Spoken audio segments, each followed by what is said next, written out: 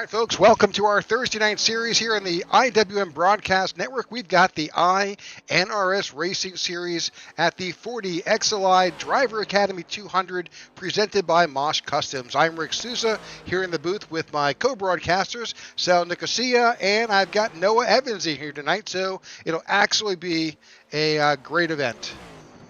Guys? Yeah, amped to be back. It's been a couple of weeks, so really excited to be back here with you and Noah and kind of get all the action here from Indy. It's been an exciting week. Everybody's getting ready. This is an awesome event, an awesome track with some really fast guys out here in this league.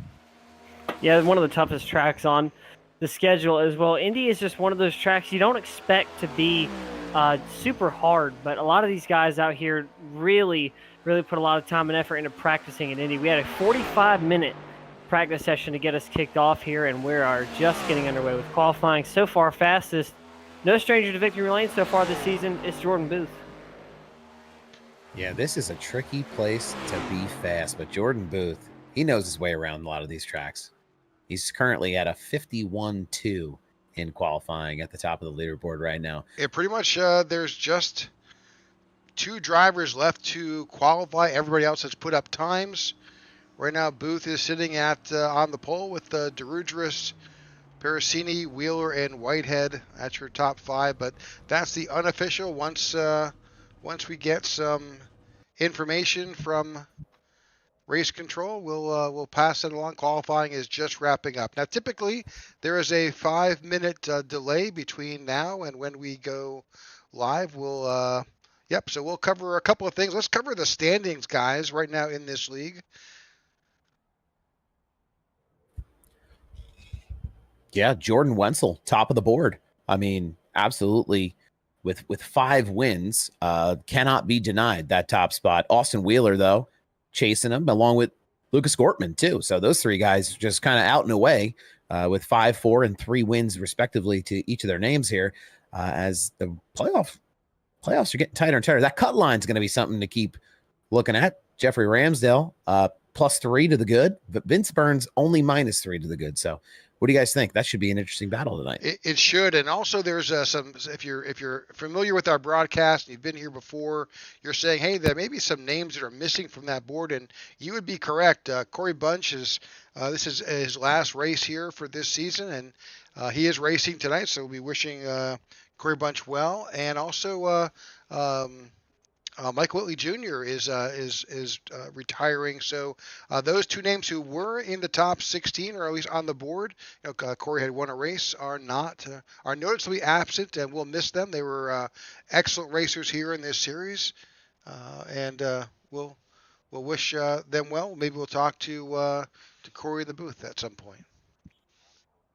For sure, and another thing to watch as well, that 7th, 8th, 9th, and 10th spot. It's been a really good battle watching them go. Ty Bostic was in 15th just about 5 or 6 weeks ago. He's now found himself a 9th, a little bit more comfortable, but he'd feel a lot more comfortable if he could pick up a win tonight.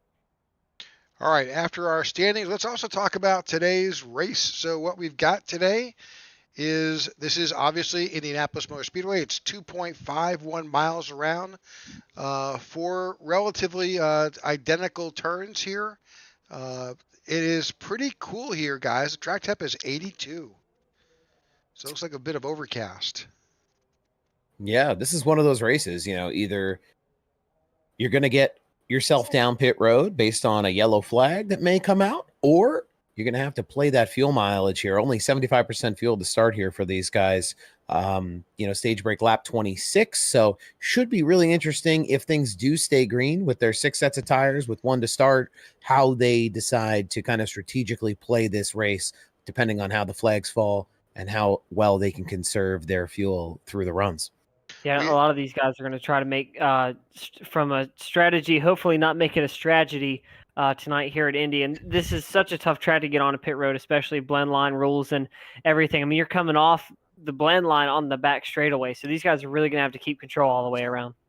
So we've got 80 laps here tonight. There is a stage break at lap 26. There are no quick repairs in this league, so if you wreck or you got a problem, it's pretty much you can wait for the iRacing ferries to fix it, or you're basically loading up and headed on to next week In this league, next week we'll be at Iowa, I believe. Ooh, fun Well, race it's track like to go to. Yeah. it's like your parents told you growing up. It's you break it, you buy it in this league. So Yep. if you're gonna go out there and put the damage on her, you're gonna sit and wait for it to get fixed up, and that might be something that comes into play here tonight. That'll be interesting to see how early some of these drivers decide they want to push the issue to get track position, because track position is going to be important here. There's a lot of aero that happens at Indy, especially in these cars. So getting that track position earlier than later is going to be a priority for a lot of these folks. That's a great segue, Sal, because that right into our keys for tonight's race.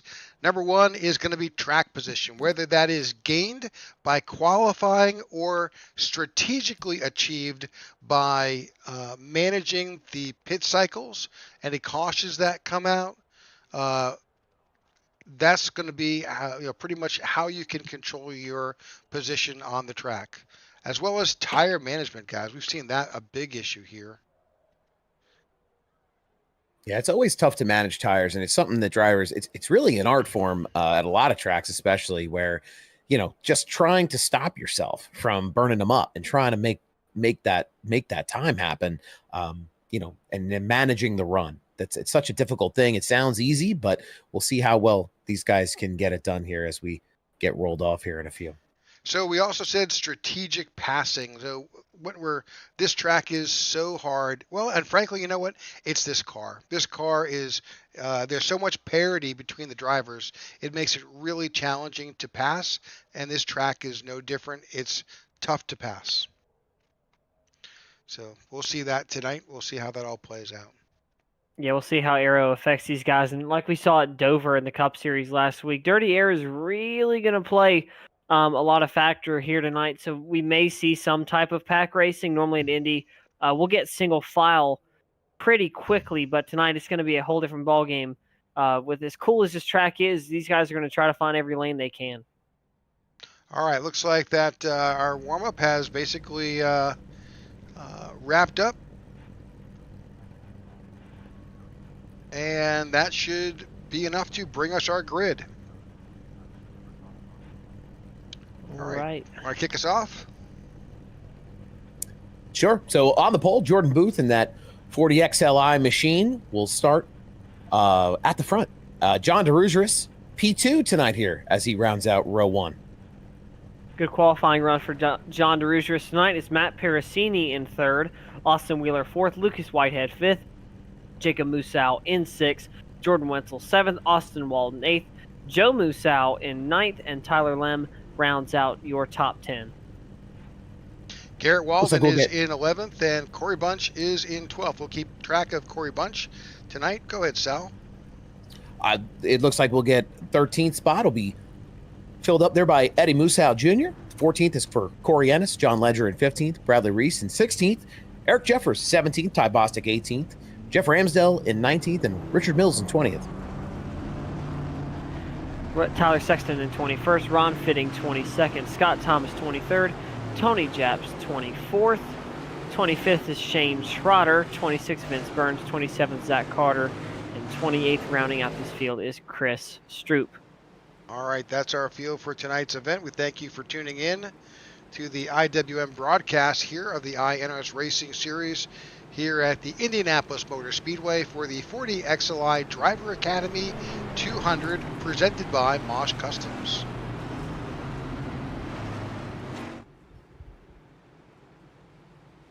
We're focusing on that pace car and Jordan Booth as he leads this field around. Right now, they are just entering onto the backstretch. Again, 2.5 mile track. If you're familiar with another one like a Talladega with those high banks, there's lots of excitement, lots of speed. This is a completely different kind of race here on this track. Yeah, with so much less banking through those corners, it almost feels like a flat track. It's not, but it feels that way compared to some of the other tracks of this size that this series runs. But it really tests drivers' patience and where they're going to choose to make their moves, how they want to run their lines, and where they think they're confident in their braking points as they try to get down through a lot of these 4 identical turns, really. And like we said earlier, to kind of preview the race, track position and tire wear, 2 really important things, and that braking can really play a factor in that. Yeah, like you were saying, this track is kind of like New Hampshire, but times it by 2. I mean, the banking here really just non-existent, but coming off turn 4 here, Jordan Booth, John DeRuger is his best qualifying result of the year, and Booth is going to be the one leading us to green. Pace car has pulled off. These drivers are ready to let it rip. Green flag is out, and away we go with Jordan Booth leading the charge here. Matt Parasini giving him a good push there as the top line kind of got a little bit dragged back there. John DeRuger will have a little bit of work to do, but Jordan Booth, getting a little loose there. Oh. Wow. Oh, big contact. Oh, man, the Lap top 1. Oh, 27 going up. He's on top of DeRugeris. Oh, my and the goodness. big one on lap 1. Holy cow. That is... I don't know how to... That has pretty much wiped out a good bit of the field. I'm not sure what's going to happen here with a number of these drivers. They're still getting sorted out.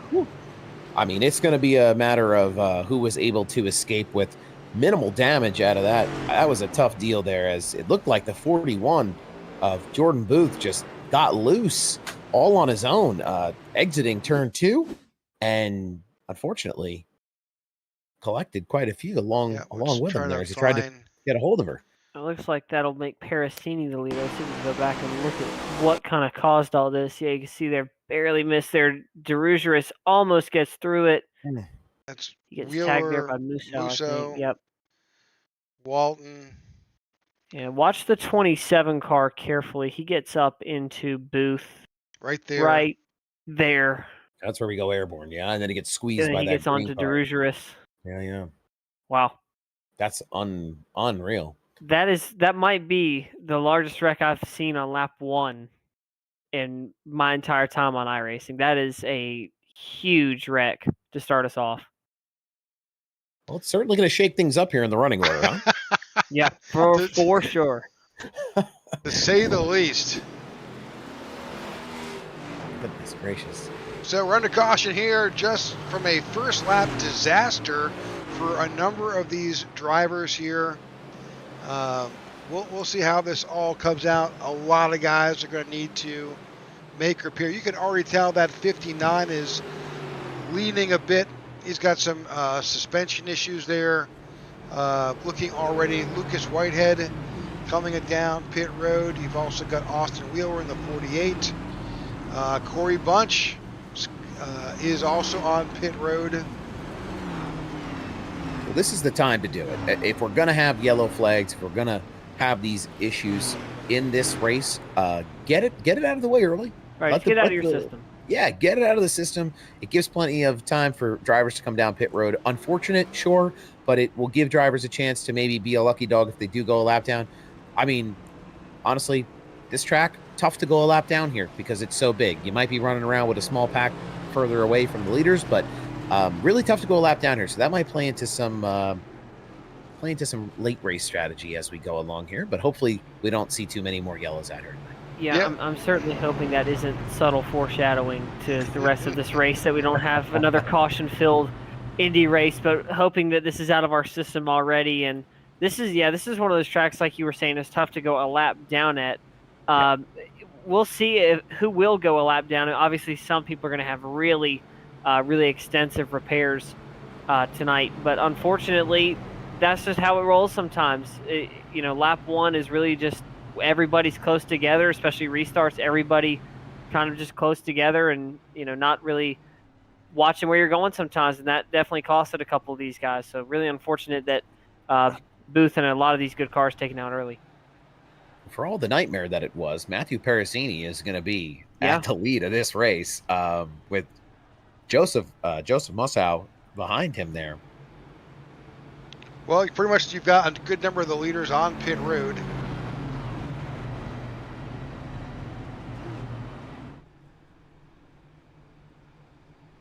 Trying to elicit repairs, but as you said, if you stay on pit road, you can get a lot done See John DeRudris already making his way out to stay ahead of the field to not go a lap down. And that's going to be the strategy for these guys on pit road here, is get as many minutes of repairs done while the field is pacing. Get out there, run at the rear if you have to. Just conserve your stuff as best you can. Run your race, and then hope that as the race goes on, you get opportunities to really get that thing fixed up and racing right. Unfortunate that it's on lap 1. I don't think a lot of these guys here tonight had this on their bingo card, but here we are. So it's just an adapt and overcome kind of deal as we'll get back on green here in a few. Well, lights are off on top of the pace car. That means next time by, we'll be going back to green flag racing. They're just coming out of turn 2 and headed towards the backstretch. Number of drivers who are on pit road who are making repairs. John DeRudris, Austin Wheeler, Bradley Reese as well, Shane Trotter. All those guys have made their way back on the track, and they'll pick up the tail end of the field. All right. So that puts Matt Pericini in the 24 in control of this restart. We'll see how this all goes. And as you had said, Joe Musow will be on the outside of the 28. Going down the order here, it's Garrett Walden, Austin Walton, and Eddie Musow Jr. That rounds out the top 5 here. Really, really shaking up here. John Ledger was in that, I believe, close to the 9th, 10th spot. He's now in 6th. And a lot of these guys up here, I mean, obviously, we're going to see a big point shake-up tonight. Good, really going to be fun to watch here as the laps come to a close. But right now, it is all Matt Pericini up in front. All right, we're going back to green when the flag flies for lap 5. Scheduled 80 laps here at Indianapolis. All right, try this again. Through the restart zone, we are back green at Indianapolis. Good jump there from Matthew Pericini. He gets a way away from Jordan Booth there. He really wants that clean air. Going down here into 1 and 2. Good cut there from Musow. He's going to lead us off turn number 2 here. It is still Matthew Pericini, Joseph Musow, Garrett Walden, Austin Walton, and Ledger, and the 26 of Eddie Musow battling it out for the 5th spot.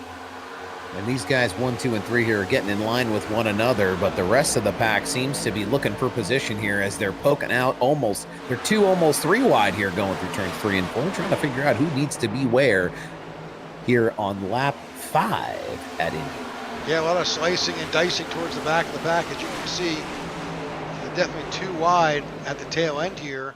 Drivers are flirting with that apron, which is a very dangerous, risky move. It's definitely sticky as you go further and further down there. It's all fun and games, and it's all grip until it's not. That concrete rumble down there only lasts so long, and once you tap that grass, it's a little bit of an issue. As we talk about tapping the grass, the 28 of Eddie Musow, or I'm sorry, Joe Musow, a little bit up there in the wall there exiting. Car to the wall. Uh-oh. 17 of Walton.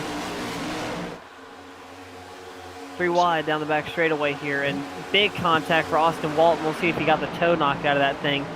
He is really struggling there. A lot of front end and right side damage. He is way slow off the pace.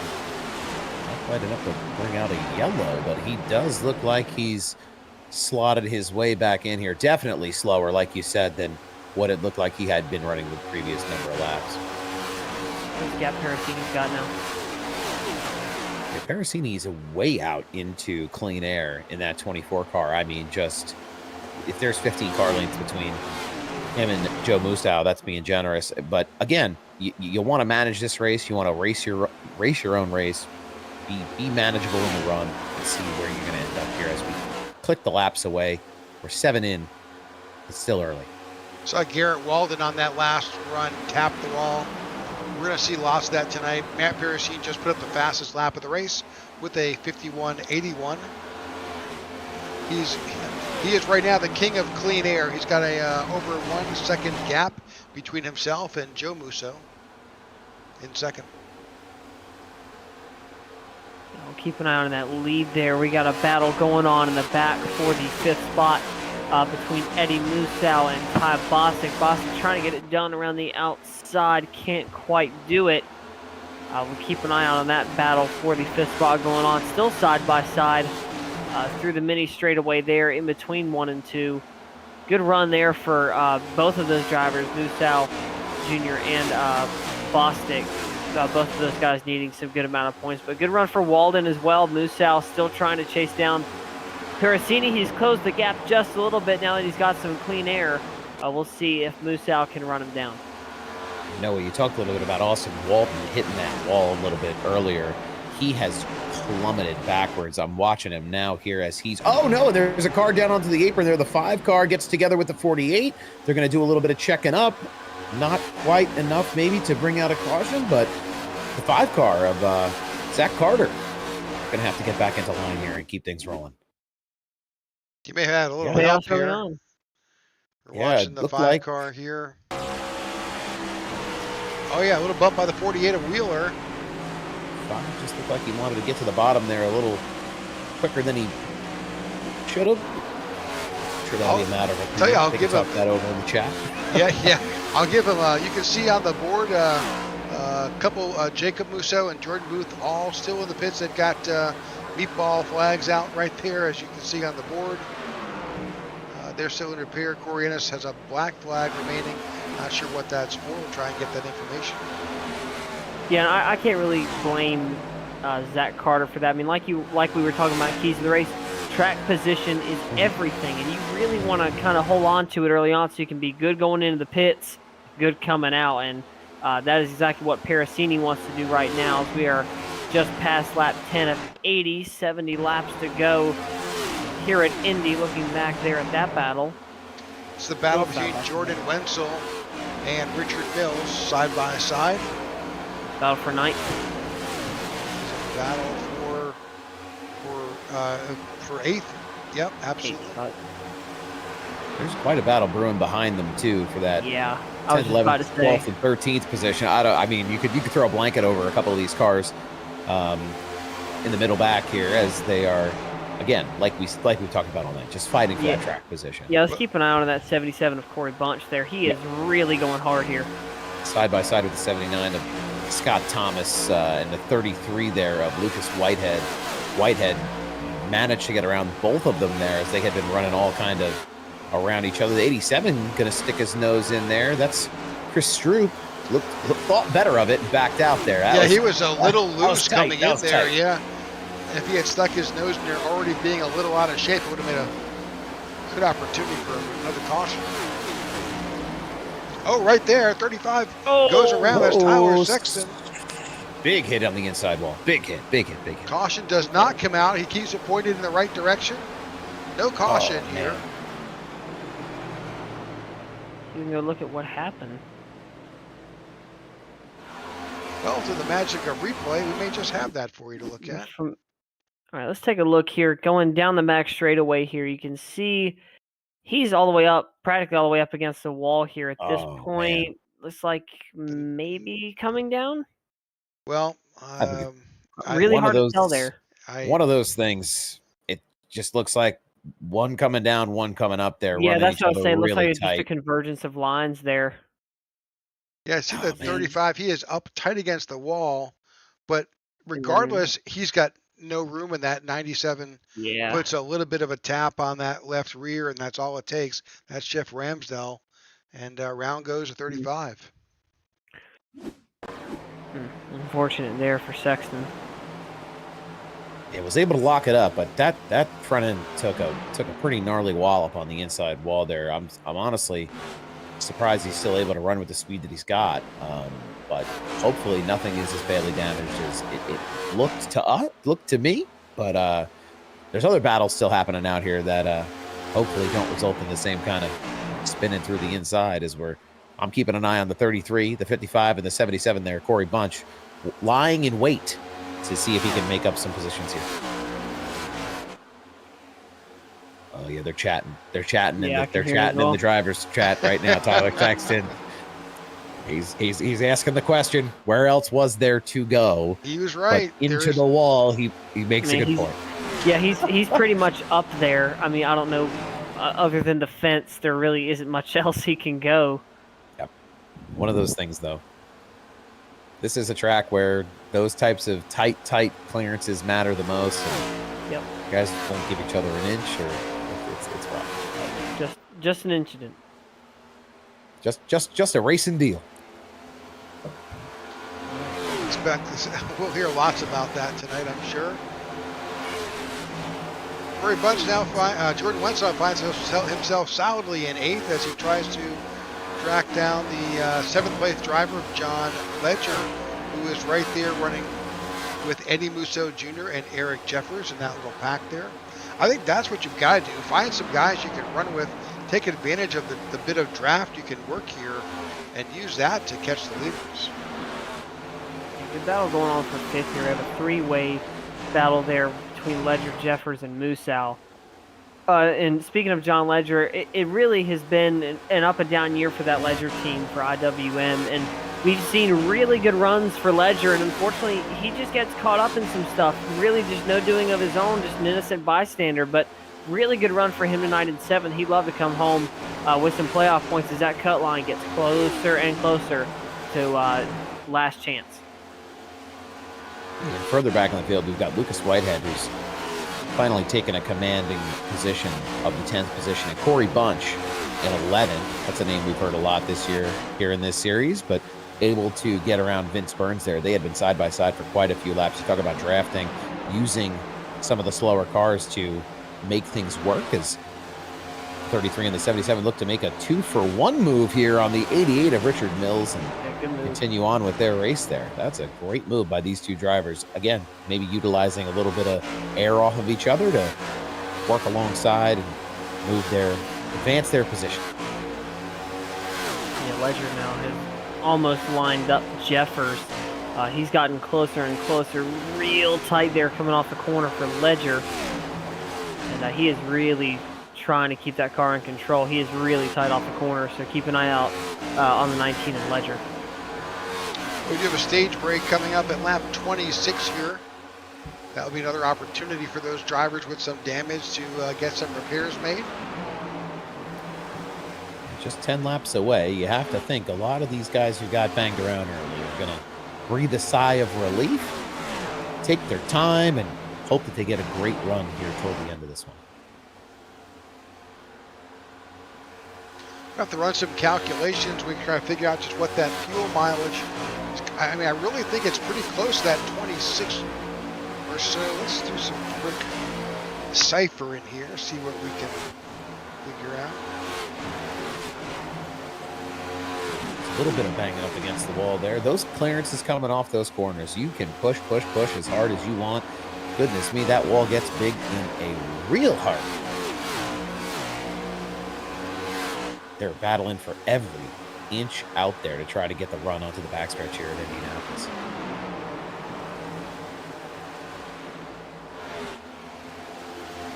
Yeah, about 26 laps is what we think you can run here.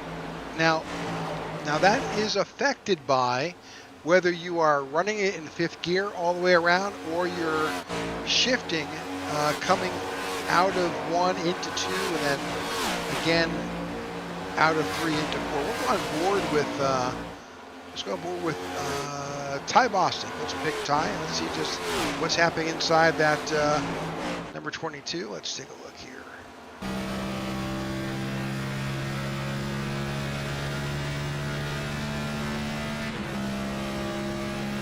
Really good run for Bostic. He has definitely been needing a run like this. Obviously very comfortable in points right now, but really needing a solid point stay here. You see these guys getting really low there, almost touching that little shoulder there. It looks like he's running on that little curb there. So really good laps right now being set by Ty Bostic. And keep an eye on that speedometer as they get closer and closer to that front straightaway there.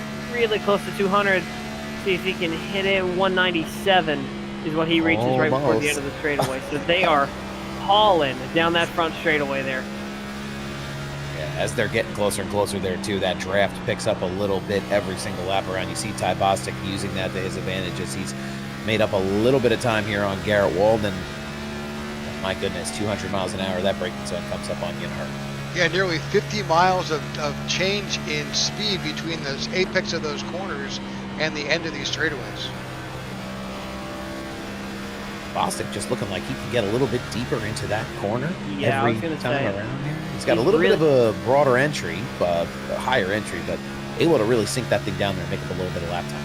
Yeah, he's really good at outbraking the 43 of Walden, but just can't quite get the run off that he wants. He is really closing the gap there in the corners, however, so we'll see if he can use that to his advantage as this night goes on here. With some fresher tires, I'm sure of it, that Bostic will be top 3, top 2 cars once we have that stage break.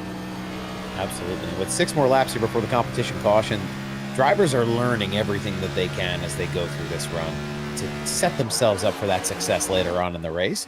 Yeah, you know, there's position by attrition might be something that we're going to see later on, but these guys just soaking it all in like sponges here, learning everything that they can about the drivers around them to set themselves up for success late in this race.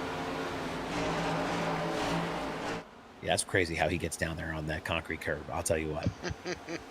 I'd have it in the wall if I hit that rumble strip. But that's why they're the pros out there, and we're up here in the booth. You had Joe Musso, if there's a little bit of wall contact there, the safer barrier a bit there, but he seems to not let that affect him too much.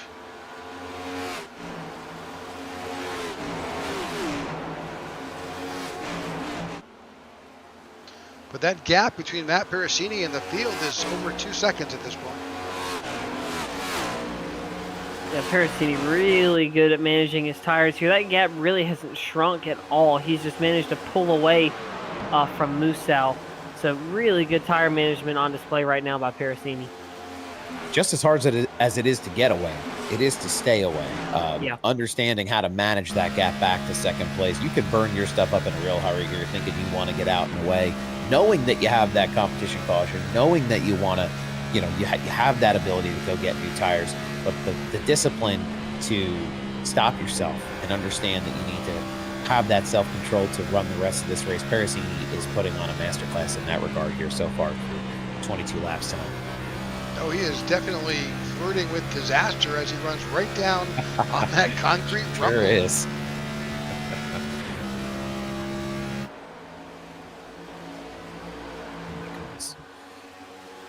Yeah, Talk a little bit about.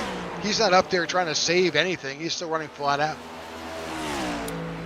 We talked a little bit about some of the drivers that were involved in that early lap 1 incident. I got word here from John DeRugeris. So if this is an indication of any of the other folks involved, he has an additional 7 minutes of repair time on his car here tonight. So it'll be interesting to see how much time these drivers spend on pit road here at the competition caution, how that will affect them moving forward in this one. It's a long race, but some big hills to climb for some of these drivers. They'll have some repair time here. Yeah, especially since he has that repair time and he's sitting pretty much second to last. Still on the lead lap. So. But he should be able to pick up at least a couple minutes of repairs. I think it's about a minute, about 2.5 minutes around when we are under caution here. So.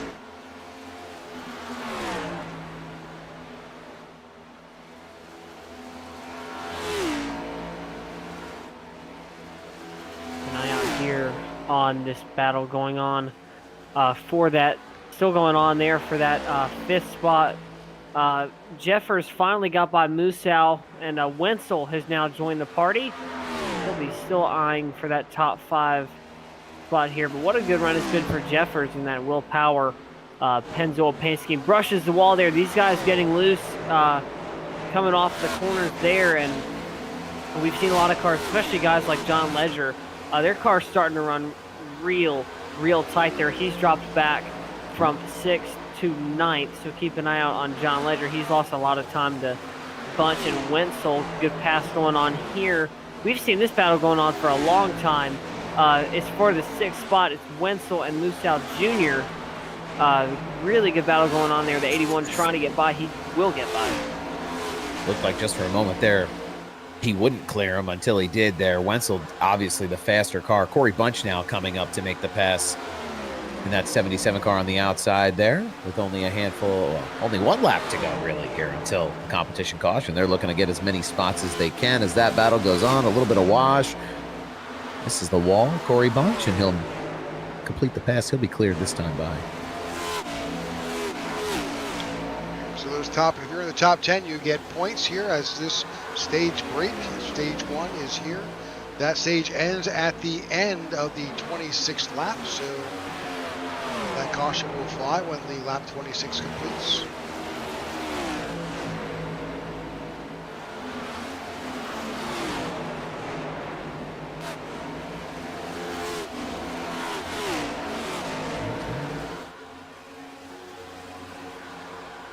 It looks like that 33 of Lucas Whitehead just standing still out there. I know you're coming in trying to preserve that top 10 position, but he's been passed by quite a few cars here. Not sure if he was caught up in that lap 1 incident, but they'll have some work to do in pit lane there as they. You also got the Jeff Ramsdale lapped car. He's got some damage. He's still dog paddling around. His last lap though was a 59.14, which is nearly 7 seconds slower than the current leader of Matt Pericini. So. And was that damage as a result of the incident he had with, I believe it was Sexton? Oh, he's way up into the wall. Big trouble for Ramsdale. He is way off the pace. Caution's out. Caution's out for our stage complete competition caution. Yeah, he may have some significant suspension issues with that 97.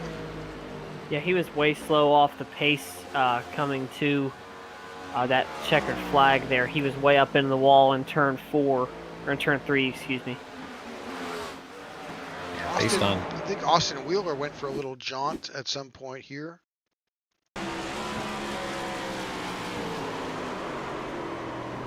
ooh, that's quite the big slide there for Austin Wheeler. Catches himself on the inside apron. But, There was some contact there with the 97 of Jeff Ramsdale. Sure could have got some help on that one based on the way it looked, but.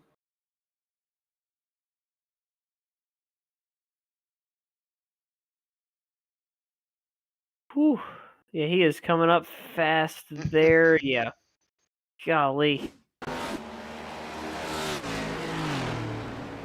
All right, so they finally, the track this large, they finally caught up to the pace car, which is always fun.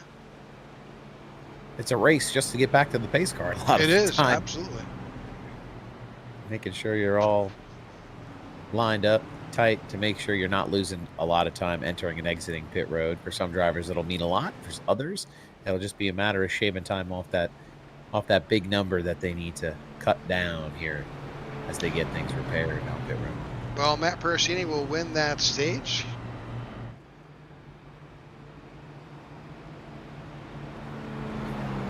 Followed by Joe Musso, Garrett Walden, Ty Bostic, and Eric Jeffers. Go ahead. Pericini, the early recipient there of that, in good graces as that first caution came out there, right through turns 1 and 2. He got that lead and never looked back, and it just shows you what kind of dominance you can have in the clean air here. Jordan Wenzel is making a comment about it actually in the driver chat right now. Just something that all these drivers are going to be searching for as they come down pit road here, get themselves fixed up, and looking for that opportunity to take advantage of what Matthew Pericini has been doing all night long here so far.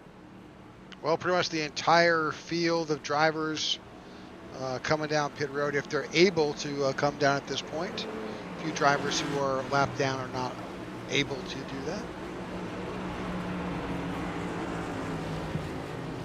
Keep our eyes on most of this field as they come in.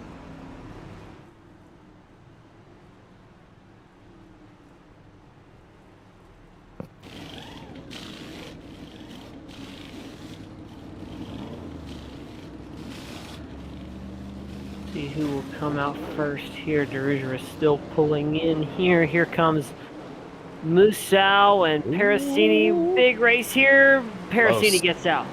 Wow. Really close there for Matthew Parasini. I did not think he was going to get through that one unscathed. Musal right there. I mean, goodness gracious. Just shows, like we said, racing around to that pace car, right? Every second counts when you're looking for track position here, whether it's on the track or on pit road.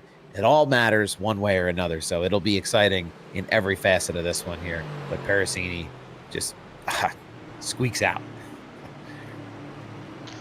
A lot of drivers who have been involved in that lap 1 incident are on pit road, getting repairs made. They've got some time as the field catches up to the pace car coming out of turn 3. Expect to see those drivers who are on pit road, specifically John DeRudris. He's been on pit road for just over a minute in his box.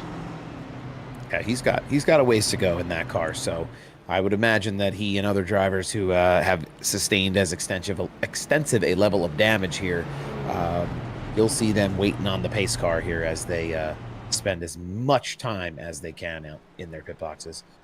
Yeah, I'm not sure he's gonna get out before the field goes by. He may just elect to stay on pit road and try to get as much repair as he possibly can. Oh, there he goes. It's an interesting play to do it this way, right? The way that John DeRudris and other drivers are going to play these pit cycles where they have a lot of damage. They know that they don't want to go a lap down versus some of these other drivers who elected to come in, stay in, go laps down. Guys like Jordan Booth, guys like Jacob Musau, who are down 26, 27 laps. It's interesting to see how that strategy would play out. Can you get the faster lap time? How many spots can you get back? Obviously, the battle for the lead is what we're gonna look at most extensively, but a lot of points implications happening here on and off the pit road. Number of drivers who have remained on pit road: Walton, Sexton, Ramsdale, and Booth are still in the pits trying to get repairs made. Jacob Musau has retired.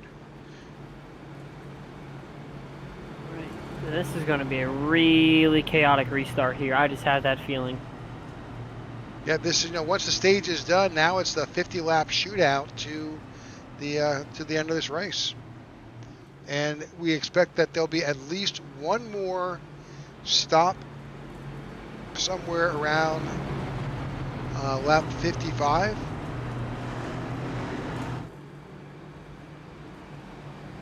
Now, normally I wouldn't say 50 laps would be a shootout, but from what we've seen so far, yeah, I think that's the best term for it. I mean, we've seen a lot of chaos so far in this race. We've seen damage we haven't even caught on camera yet, but so far, been a good night for Matthew Parasini. We'll see what Musau can do, though. He's been really strong all night. Obviously, Walden, Jeffers, and Bostic, that's your top 5. We'll see what Ty Bostic can do.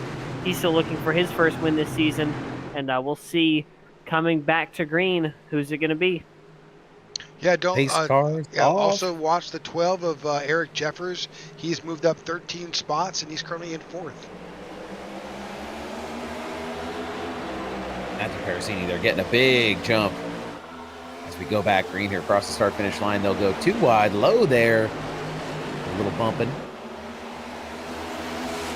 But everybody minding their P's and Q's here so far. I thought we'd see a big fan out here at the front trying to get that track position as early as possible, but Parasini kind of diffused that situation as he pulled out with a good stretch of the legs there on the restart. There's a change of paint scheme on the 38 of Shane Schroeder. He's got that yellow and red scheme happening there. He's paying a bit of tribute there to the passing of Hulk Hogan. Yeah, it's been a wild week. Ozzy Osbourne, Hulk Hogan. A nice homage to Hulkamania and all Hulk Hogan fans out there in that car. For anybody who grew up in the 80s and 90s, remembers lots of Saturday morning wrestling or just other events, movies, etc. that were part of Hulk Hogan's career. Oh! 38 up into the wall. Speaking of, we got a big crash happening. Number 3 into the wall. Caution flag out in the back straightaway. to the 36 of Bradley Reese. That's broadcaster's curse. We're sitting here talking about Shane Trotter, and unfortunately he gets collected in there. Richard Mills also involved. Yeah, Austin Walton looked like he got checked up there. Not sure how hard a damage he took. As we get the replay up here, everybody just fanning out, trying to get away from that. It looked like a battle happening almost there 4 on the wide bottom. there. Yeah, trying to get a feel of what's happening. You see that? He's up in the wall there. Look at the 99. Yeah, the 99 is. They're almost there. 4 wide there, trying to make it. You see the 88 just gets off. We'll see if he can. No, he's way so off the pace. Looks like the three's going around already. 42 gets by, and oh goodness, that's unfortunate. Yeah, it's a big check up there off the pace, but tough to try to save it. It's unfortunate for that. Yeah, 88 was really good, pretty much scot free. Had that 42 not have been there, really unfortunate for driver of the 88, Richard Mills. We'll see if his night will be over.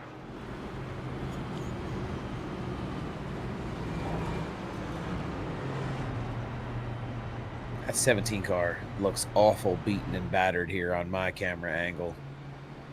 Same with the 3 too. A lot of crumpled front end stuff, a lot of smushed in parts and pieces there on the nose, but something we talk about. We talk about the aerodynamics here at this track. Whether you're running in first or you're running in, 15th, it really doesn't matter. It's one of these deals where you want your stuff to be as proper and put together as possible, and it means that much more in a place like Indianapolis.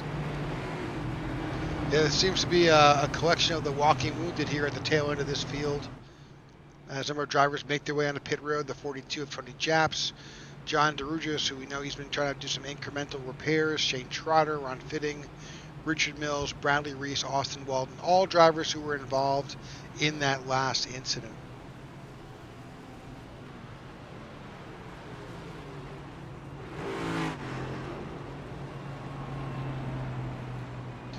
All right, well, the story is continuing to be that Matt Parasini, he has continued to hold on to this lead. And a number of drivers who have made their way up in the field. Eric Jeffers in the 12, now up 13 positions to 4th. And Ty Bostic in the 22. He is up 12 positions now, running in 6th. A bit further back in the field, Vince Burns in the 55. He is up 15 positions. Zach Carter in the 5, also up 15 positions. And Scott Thomas up 10. Yeah, those are big moves for those drivers. It should make things really interesting here as we continue on. I mean, we're only 35 laps this time around into this race. There's still plenty of time for these drivers who've made up that many spots to even get a couple of more as they adapt and they learn to the field around them now that they've kind of made all those positions up. It's going to be tough, though, to catch Matthew Parasini as he's been the dominant car so far tonight. Yeah, Jeffers up 12, or Jeffers up 13, Bostic up 12. Really good to see some big movers here. Obviously, all the cautions that have gone on, as well as Chris Stroop. He's up 12. He is in the 16th spot. So, I mean, the rest of this race definitely uncertain, I think, is the word that I'm going to use here. It is still just really close, really hard racing. But if Parasini can just keep that clean air, he may run away with this scot-free. He may take the outside here. Well, let's see. Take a look here. I don't believe we're coming to the chew. We may be coming to the chews here. Let's take a look at. Lights on the they've lined up. He has elected to take that outside line. Yeah. Wow. Bold strategy, Cotton. We'll see how that's going to play out. I've yet to see someone take the lead on the outside yet. Let's see if Parasini can make it work. Yeah, he must feel good about something up there to have gone up on the top. Well, let's not be let's pay attention to the teams, because that driver to the inside is Garrett Walden. They're both 40 XLI drivers. they'll have full control here They on do. this restart. Then, They huh? do.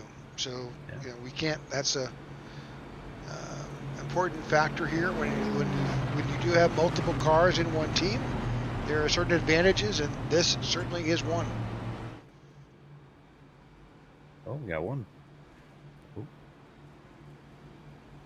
Yeah, not sure who dipped. That was Tyler Sexton who took a little Dip down there, right? Trip down onto the grass. Yeah.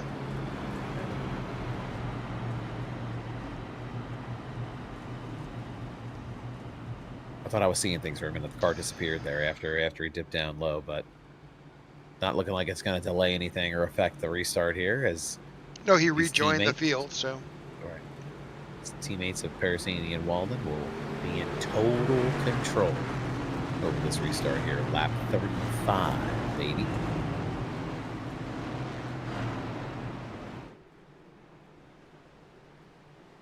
Don't look now, though. That's 77 of Corey Bunch, another 43 XLI teammate. He's running back there in 7th place. We've seen him be fast a lot of times this year. We'll see if he can make some inroads on this restart here as the pace car comes off. Parasini and Walden in control. Green flag is out. Parasini off. The sails are open, and he is out and away. My goodness. Yeah, exactly the start he wanted there. 100%. Perfect start. Not lose sight of what's happening behind him. Eric Jeffers right there. But right behind those guys, huge battle side by side as this field tries to find its place. Walden made that move on Jeffers there through turn 2. Jeffers now just looking to stay close with him, as that's a lot of cars to have in your rearview mirror there if you're the number 12.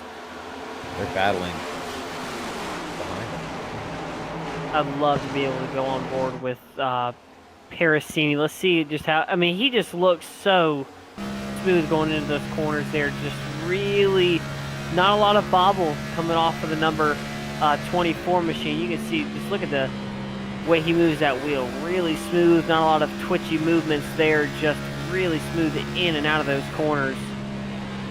See just the precision he has to keep it off that grass, and yeah, he's having a perfect night so far.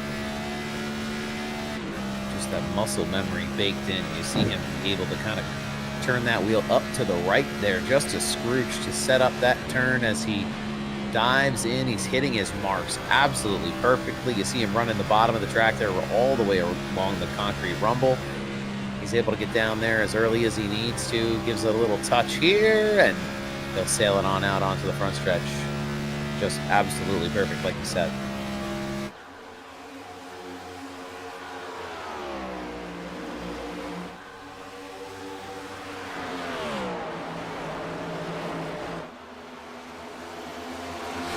Field beginning to stretch out a bit. We're single file for the first 8 or so places, but it begins to get a little back here. We've got John Legend running the highline. Oh, contact with the wall. A little bit of contact. The 19 and the 48 there. 19 into the wall. The 48 gets banged around there a little bit. Receives a little bit of that sideways activity, but everybody stays straight. Keep going. No yellow.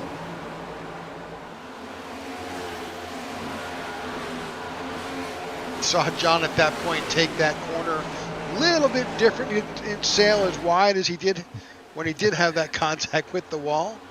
See, he was pretty snake bit.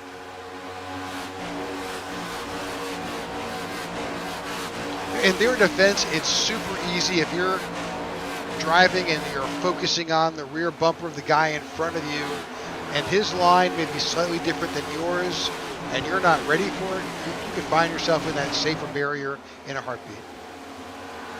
Yeah, this is one of those tracks that is a big track, but it's super, super technical. Those long straightaways can fool you. You get comfortable going almost 200 miles an hour, and then all of a sudden it's time to slow down. And there's a lot of decisions to be made there, entering and exiting. Well, we saw the fall off on the speed too. You're 197, 198 miles an hour at the end of the straightaway, and then you've got to back it down to 147, 150 miles an hour. Interesting to continue watching this part of the field here. The 87 we talked about believe that's Chris Struve. Had been making up all those spots. He has a lot of speed here, but just getting mired back a little bit in the back as he's accordioning, just kind of, is that a word, accordioning? Just kind of in and out of some of these battles here, trying to get some position, but making moves where he can there. It almost looked like he had a 2-for-1 setup, but not quite there. We'll see if he can make some more spots up as they come along. Yeah, we'll let you create all the verbs you want there, Sal. It's all good. Write my own dictionary out here, I guess. I mean, just unreal speed from Pericini tonight. You obviously see Walden there trying to do a good battle there with Jeffers, and we have a really good string of cars going on here, and all of these guys really could grab that second spot if the draft goes their way. This battle for second still heating up between Jeffers and Walden. Looks like the number 77 of Bunch has come into the scene. It's been up and down day for him. Jeffers into the wall there. We'll see if that'll play a roll in for Bunch. Way loose there coming off the corner. He's got a big run. These tires starting to go away. Here comes Bunch. Big run off of 2 down the backstretch. He's side by side with the 12 there of Eric Jeffers. And it's 1, 2, 3 for the 43 XLI teammates right now here in Indianapolis.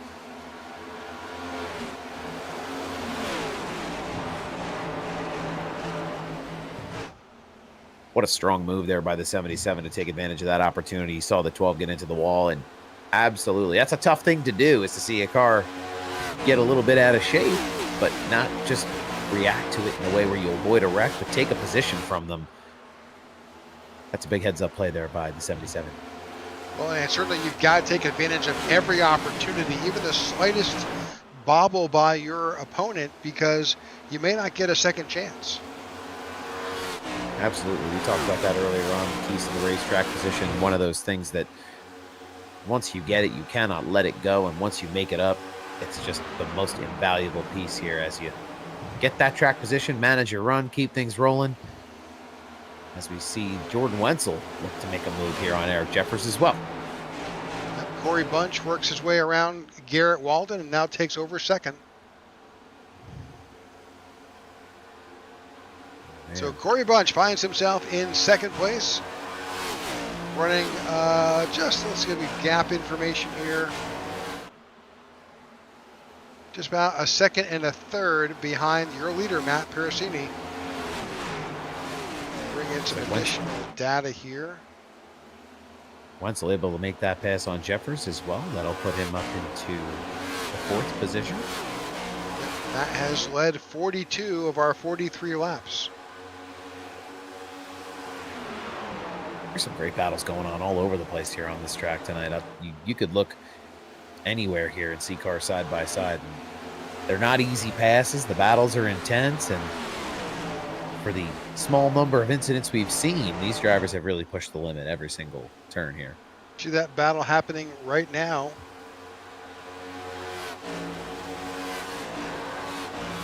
Yeah, this 77 car's really turned on. It has been really impressive to watch him get quicker over these last couple of laps here. We'll see if he'll have something for Pericini. He is really trying to gap that number 43 right now. Let's see if we can bring up some telemetry in our last laps. Let's look at there, see if there is any gain. Let's go put that up. There we go. So you really, I think that clean air is really benefiting the 24. He's got nobody in front of him. He's able to turn by himself, no draft help. That 52.11. Corey Bunch, even with the advantage he had with his partner, is now running just almost the same time, a 1:25.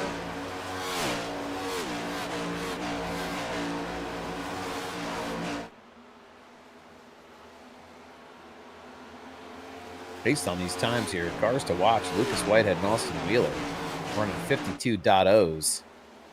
I mean, faster than the leaders, so could those cars turn on here, just as the 77 has as we go along with the run? And just as we tune in to Lucas Whitehead and Austin Wheeler in that 48, huge contact with the safer barrier. Oh, I better just hush up and stop hitting them with the jinx. I'll tell you, this is like the second time tonight. I haven't been here in weeks, and here I am. Oh, my goodness. Feel bad there. Sorry, Austin. Well, we're 5 laps into the second half of this race here with the leader still, Matt Parasini, out in front. We thank you for tuning in to the IWM broadcast of the iNRS Racing Series 40 XLI Driver Academy 200, presented by MOSH Customs. If you're looking for a iRacing paint scheme for your car or truck, you can reach out to MOSH Customs, and they'll take care of you.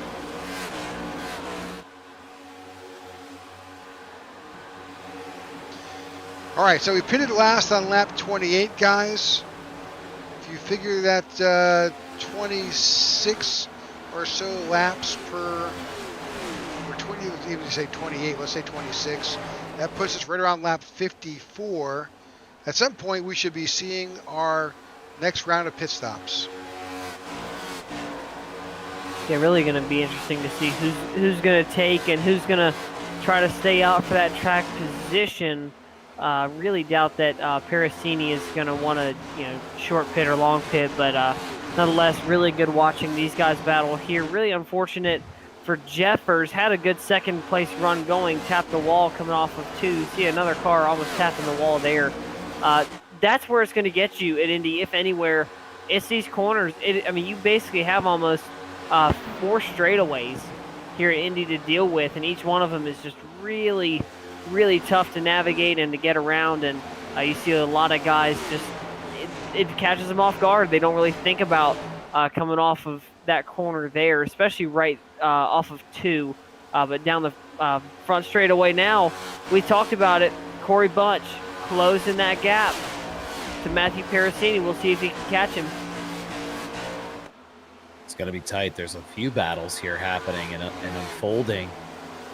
Wenzel and Walden, and then as I say that, the 33 of Lucas Whitehead looked to make a move on the outside there. He gets around the 12 of Eric Jeffers. Jeffers falling back here now, has given up quite a few spots. He's now running in the 6th position. He's got Austin Wheeler in his mirror here next. I think Corey Bunch is beginning to close that gap, though, on Matt Parasini. Now his time is just under a second there. He picked up a 10th that last lap. And that gap number just gets smaller and smaller for the 77 of Corey Bunch. It'll be a race between how fast can he get to Parasini before they have to pit as they come around to lap 50 this time by. I'm sure we'll see some green flag pit stop strategy come into play here in just a few laps. You're on board with Corey Bunch.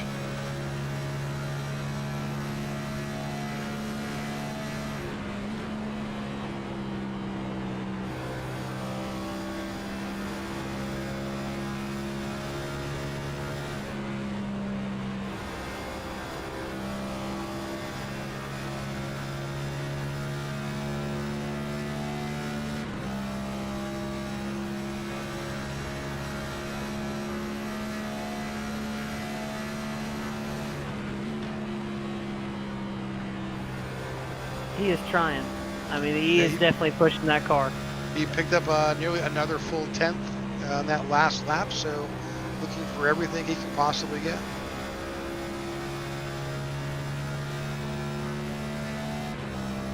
It's going to all come down to that balance here, as there is a battle a little bit further back here. The 43, Garrett Walden in third, 4th, and 5th, as Wenzel makes a big move down to the inside of the 43 of Garrett Walden to maybe make a pass here out on his quarter door. 33 looking to take advantage here too and get around the 43 of Garrett Walden. Yeah, taking that inside line, trying to, but they're close. Wow. Super close. Looks to the outside, looks to the inside. They're looking for a way around no matter. Wow. There's a hell block or by high the water. 81. Trying to get a 3 for no, almost had it. Wow. Get him here maybe this time. He's going to run him up just a scrooge. 43 a little loose there. Goodness, what a battle this is as they... Whew. My chest hurts a little bit. Shane Trotter is in on pit road for, I'm guessing, his scheduled stop.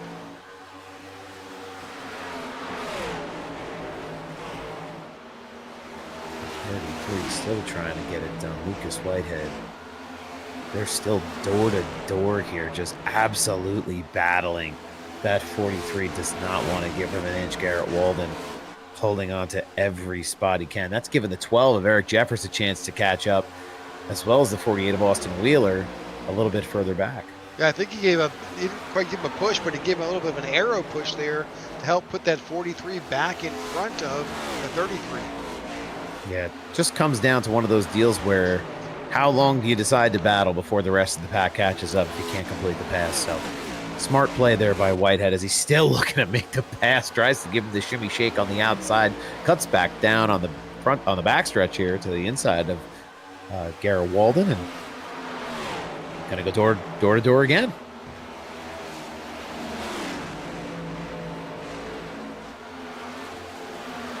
Really good battle there going on for the third spot. He's finally going to clear him. Looks like a switch back here.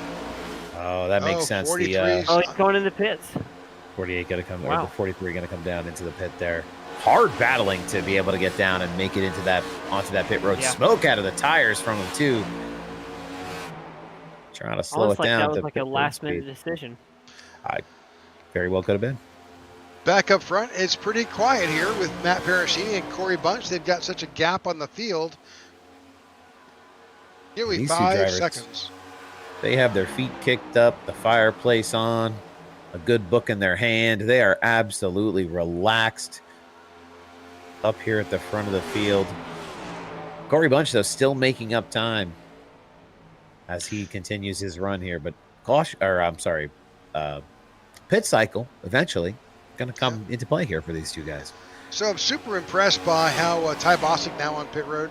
Super impressed by how aggressive the 24 gets down on that racing line.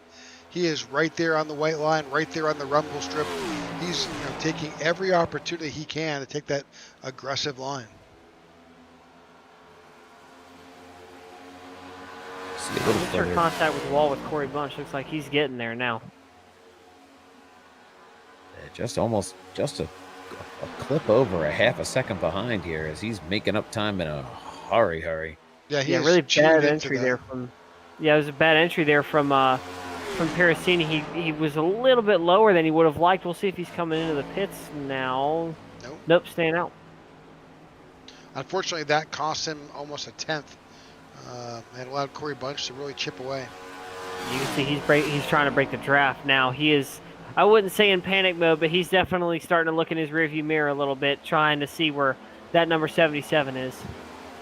Got quite a few more takers here on pit road as well. The 12, the 28, the 48, just to name a few who are in the mix now, coming down on their green flag pit stops. And now these drivers will have to deal with cars coming off of pit road. Lap traffic coming into play potentially as the leaders look to decide when they want to make their pit stops. I'm honestly very surprised that they have not come down just yet. They're really looking to make here we go. The most out of this run.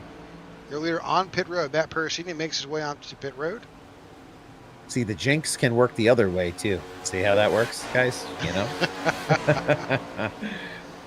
Also, 55 of Vince Burns finds his way down onto pit road. We'll watch this pit stop with Matt Parasini.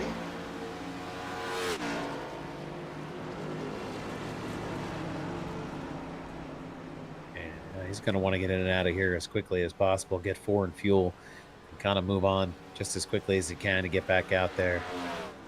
Going to be interesting to see how he's going to contend with some of these other cars now that are in his way. He's obviously been fastest all night, but has some work to do here, as it might not be as clean of air as he's been used to running in as he pulls out of his box there and heads back down to the exit of pit road. That was a slightly longer pit stop than he probably wanted. That he was in the box for a 15.33. Ooh.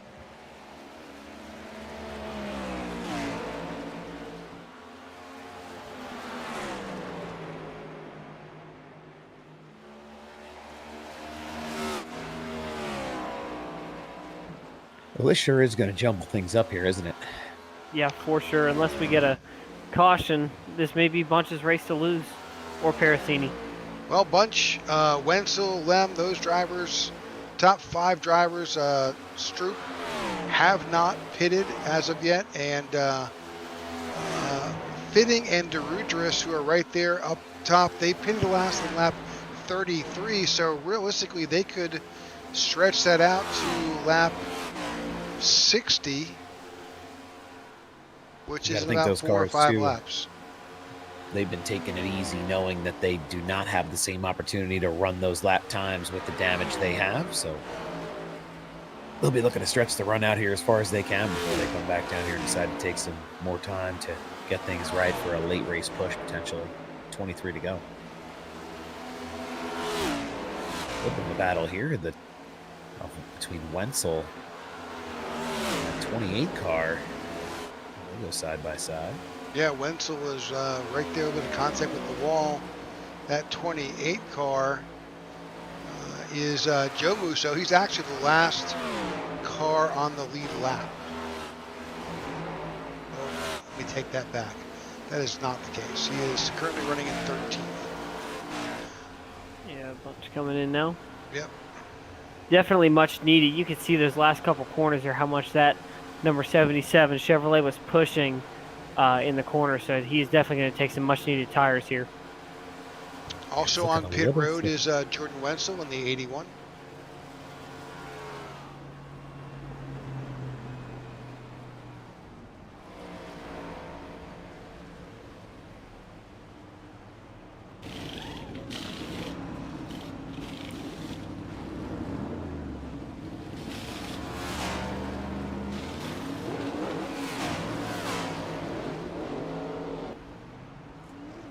It's a great pit stop there for the 77. Yeah. It's going to make all the difference. Like we said, every second counts here. This track is so big. Every second really makes a difference. Oh, Jordan Wenzel, I think he only took 2 tires. Ooh, that's an interesting strategy play there. That's about a 3-second advantage in the box. 3-second advantage in the box, but will it play to his advantage through the corners late in the runs? As we know, the tire degradation here can really come up on you in a hurry. What do you think, guys? Smart move? You think that's a good move for Jordan Wenzel? I think it's a good move. I think he can hang on to it. If there was anybody who I've seen run this year who could tolerate that 2-tire change here at Indy, he's one of those guys. Looking at the 59, who finds himself actually leading a lap here. I must feel like the deepest breath of fresh air for the 59 after what was a rough start and a lot of time on pit road. Well, he knows he still has to come back in for one more stop, but he's got a little bit of time to make that happen. Well, there are 17 cars currently still on the lead lap with 21 laps to go here in the 40 XLI Driver Academy 200. Again, we thank you for tuning in to the IWM broadcast network of this event. And if you would like to subscribe, we would encourage you to subscribe to our channel. You'll be kept up to breast with other races that happen. We have a Wednesday night series as well with the Tech for Troops Cup Series, and this series here on Thursday nights, which mimic, for the most part, the same race you'll see on Sunday. The difference is some of the our Wednesday night series, the Tech for Troops Cup Series, does blend in some other tracks. So next week on Thursday we'll be here at Iowa, whereas on Wednesday nights, we'll actually be in a little bit of a throwback event. We'll be in Atlanta to do using the old Atlanta configuration to run there. So a little bit of a take a look at head shake. Yeah, let's go ahead and take a look back up front here between Bunch and Parasini. He's there. Bunch is right on the bumper there. He is really trying to get the draft of the 24. Looking down, looking high, looking low. Will he get him around the outside here? No, he won't. Let's see if Parasini can clear him down into 1 and 2. He will. Big gap there. We'll see if he overshot the corner just a little bit. Bunch coming back, trying to reel him in. These are moments where it's chess, not checkers, as Bunch is going to sit on his heels a little bit here, look to make a move. He squeaks it to the outside, the inside. He's going to be able to get door-to-door with them here as they get into turns 3 and 4. Almost contact there. 24 of Parasini. Oh, going to try to run him down. Oh! Big check up there. Slowing it way down. What a battle. Oh, man. 3 and 4. Can he clear him off? A little bit of contact there. He's going to clear him high. He gets there. New leader on track. It's the 77 of Corey Bunch. He's gotten by Matt Parasini in this battle. 18 laps to go. It's only going to get hotter. Oh, man. I don't know if I can handle much hotter than that. That was something else. I was waiting for somebody to go airborne there for a minute. That was where tight clearances, playing a lot of good defense on each other. The 24 of Matthew Parasini gave him a run for his money, made him really earn that spot, that lead, as they were just a little bit of door banging through 3 and 4 there, back through onto the front stretch. But yeah, and like remember one of the things we talked about earlier was tire conservation as well. We'll see if Bunch burned him up early. Big wiggle there out of Parasini in the middle of turn 3. We'll see if that'll play a factor into it. But like we were talking about, tire conservation is going to be key here, and neither of these guys wanting to burn it up early. Yeah, that little wiggle out of Parasini there is going to let Corey Bunch kind of get out a little further than maybe Parasini may want him to.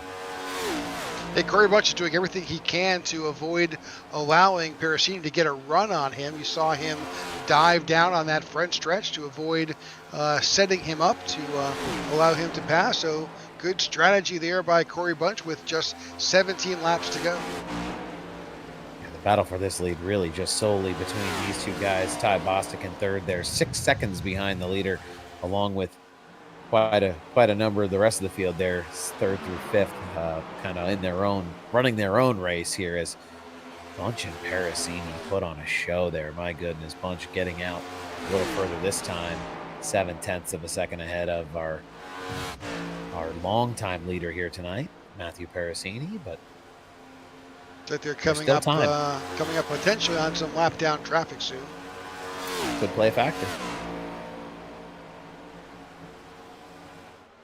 But definitely you can see the gap beginning to grow here with Corey Bunch over second place Matt Parasini, now nearly 1 second. Well, just as we saw Parasini take advantage of that clean air early in the race, we're seeing Corey Bunch do the same exact thing. This track is so hard to run an alternate line at. There's really only so many places you can go, so many things you can do to gain that time back, and Corey Bunch knows that well. We're flipping around, looking through the field here. I think I don't believe there is any side-by-side action. This field is just completely spread out at this point with 16 laps to go.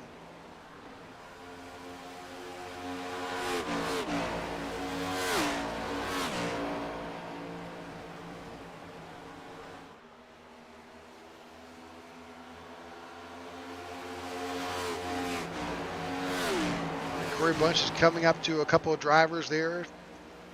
They're in his windshield. Will go on board.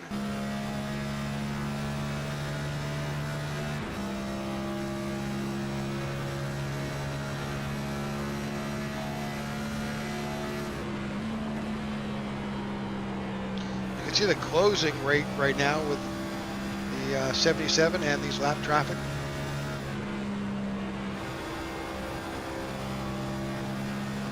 He's making that time up in a real hurry right now. Going to do his best to get around the field. Not wanting to waste any time, get caught up in any kind of bad arrow to give Parasini even 1/10 of a second's worth of time to catch up. But as he does make that pass, it does look good for the 77 to have those lap cars between he and the 24 with only 14 laps remaining here in this race.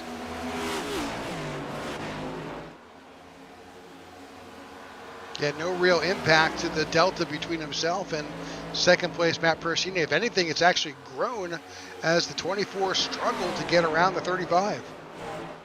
We talked a little bit about how Corey Bunch might have burned up his stuff getting around there, making that pass. Perhaps the shoe was on the other foot, as Parasini may have done a little bit too much to fight off the 77. One way or another, that gap is not just staying the same, but growing. as he's almost 2 seconds ahead of Matt Parasini now.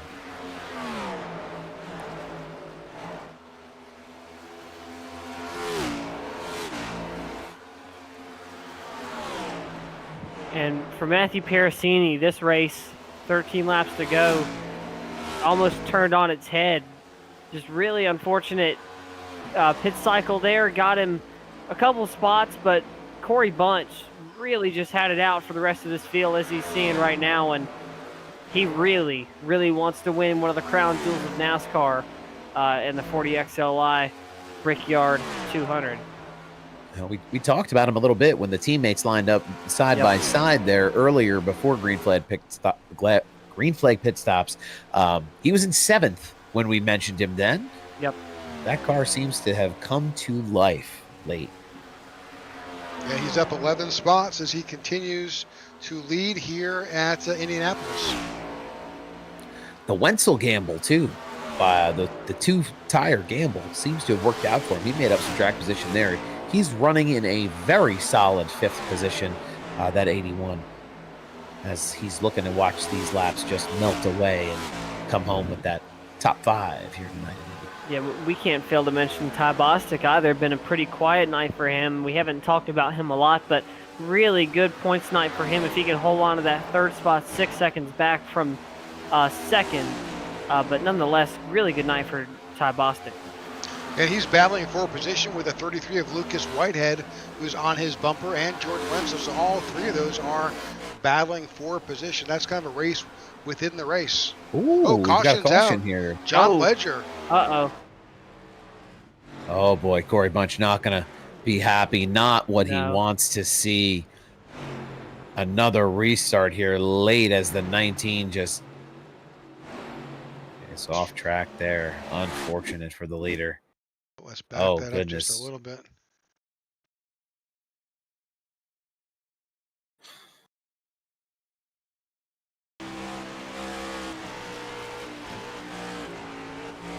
Oh, yeah, just absolutely trying to cook it out of that corner and just not able to hang on. The wall monster comes out and takes a bite out of the right rear of that 19 car, and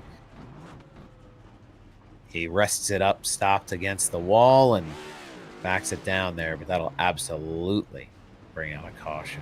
Yeah, he said also, too, on the radio that his wheel's been messed up for a little bit here, so we'll see if it's wheel damage he's talking about or his sim wheel, one of the two, but man, this is going to be a chaotic restart here. So what goes through the mind of a drivers like Corey Bunch and Matthew Parasini as they see that flag fly? We heard Corey Bunch kind of holler over the radio, but now it's going to be a mental game as these 2 drivers going to line up side by side. I mean, you got to think the 77 may have a slight tire advantage from what we saw between the 2 of them battling, but all bets are off. I'll tell you what, this will be something, a 10-lap, almost shootout style here if they can keep it going. But my goodness, did not anticipate a caution at this stage of the race. Should be a little bit of gamesmanship too at the entry of pit road. Who goes in, who doesn't?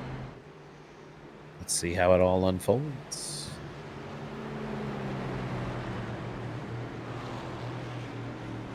Got to think they're pretty deep into the run. I think one of the other things to think about too, you were saying what's going through their minds. One word: go. I mean, you've really got to get a good restart here. That really is where we've seen a lot of positions get gained, is on restart. So we're going to see Parasini Bunch. Fakes him out coming down pit road. Parasini coming down pit road. Nope, he fakes him out. He fakes him. Oh my goodness! A lot of the field does end up going to pit road here. Including Jordan Wenzel. Yeah, coming to get those other 2 tires he left behind on the last stop. That's a surprising move there, but almost got Parasini to go. Bunch almost goaded him into doing it, but it'll be interesting to see how this lasts, if these tires last. Well, that's going to put 6 drivers out in front who did not come in. Bunch, Parasini, Bostic, Lucas Whitehead, Tyler Lem, and Eddie Musso Jr. Those drivers will stay out. Everybody else is on pit road.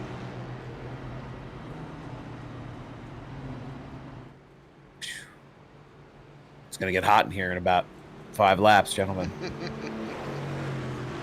The temperature is rising. We'll take that green flag at lap 7.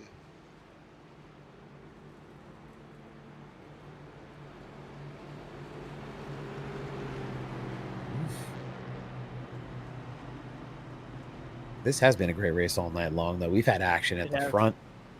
We've had action, a lot of great action in the middle of the pack. We saw Jordan Wenzel make up a lot of spots. We saw a lot of battling. John DeRugeris right now in 9th position. We saw Chris Stroop with some great speed in the middle of the pack there. In that 87 car. We've had a lot of good runs here tonight.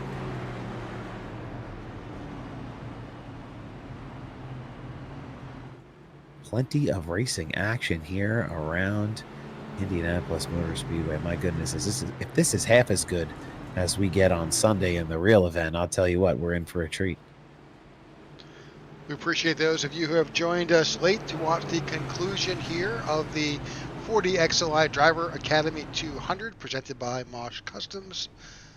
We've had a heck of a battle tonight between Corey Bunch, Matt Parasini, some outstanding driving, Ty Bostic, Lucas Whitehead, Tyler Lem, Jordan Wenzel, just to name a few. Really the entire field has just done a fabulous job. Just a handful of cautions. This is only our 3rd incident-based caution of the event. But there's still 8 laps to go.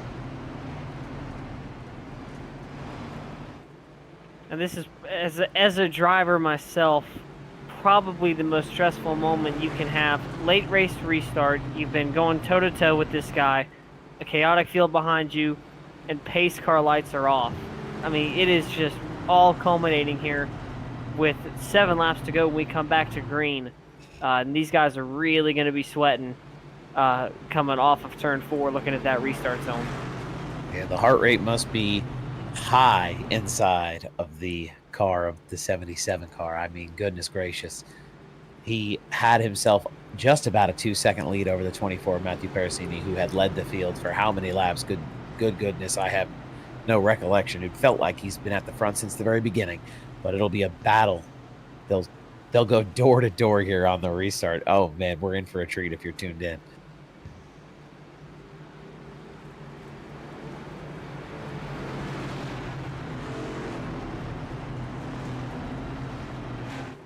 We said what? The top 6 did not come to pit? That is correct. Top 6 did not come. That'll be something that plays a factor here to see if these drivers with newer tires, it's not like they're going to be able to get a jump and then just make their way to the front. They're going to have to battle alongside a lot of these guys who may be out on older tires and see how much progress they can make. It'll be row 4. They're not that far back. So. Yeah. We'll find out here. They come through turn 3. And here we go.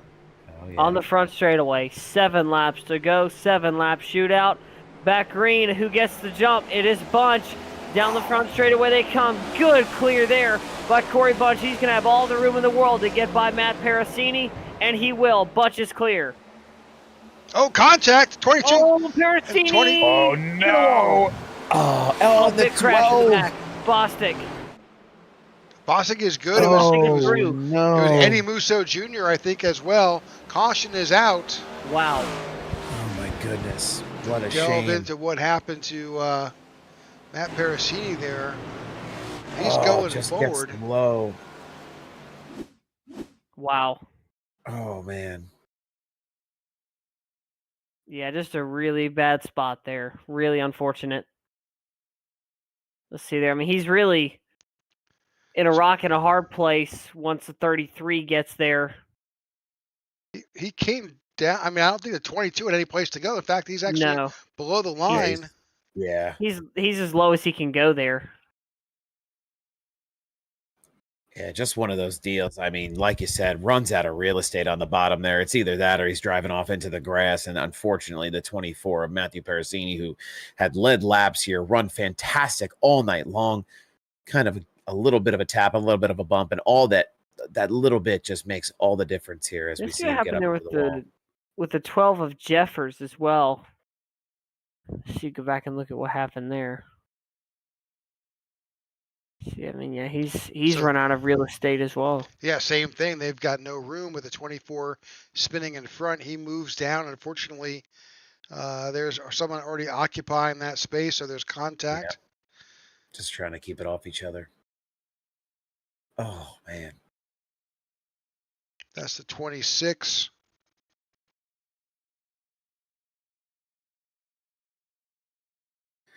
That's Eddie Musso Jr. Got a lot of damage on that car on the right side.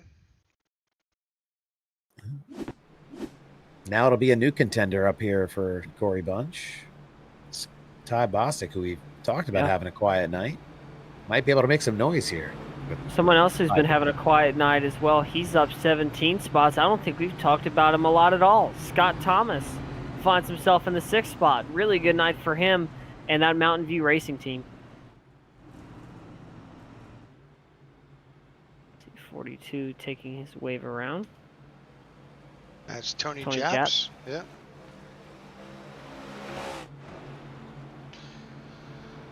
All right, we're back under caution here with just 5 laps to go. But when we take the green flag, guys, I'm thinking it will just be 3 laps.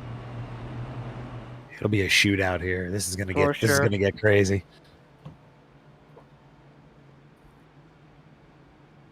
We got a lot of guys now who are looking at the front of this pack now, who've got some fresher tires.